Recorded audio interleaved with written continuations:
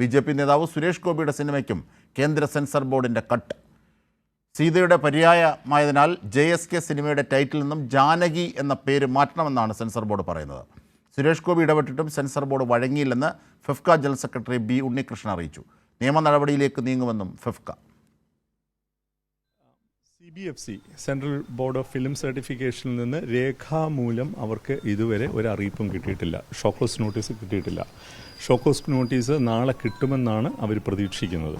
പക്ഷേ വെർബലി അവരോട് വളരെ ക്ലിയർ ആയിട്ട് പറഞ്ഞിട്ടുണ്ട്, ടൈറ്റിലിൽ നിന്ന് മാത്രമല്ല ആ കഥാപാത്രത്തിൻ്റെ പേരും ജാനകി എന്ന പേര് ഉപയോഗിക്കാൻ പാടില്ല എന്ന് പറഞ്ഞിട്ടുണ്ട്. അപ്പോൾ ഒരു അതിക്രമത്തിന് ഇരയാകുന്ന ഒരു പെൺകുട്ടി, ആ പെൺകുട്ടി സ്റ്റേറ്റിനെതിരെ നടത്തുന്ന നിയമ പോരാട്ടമാണ് ആ സിനിമയുടെ ഇതിവൃത്തം. അപ്പോൾ അത്തരത്തിലുള്ള ഒരു അതിക്രമത്തിന് ഇരയാകുന്ന പെൺകുട്ടിക്ക് സീതാദേവിയുടെ പേര് ഇടാൻ പാടില്ല എന്നാണ് പറയുന്നത്.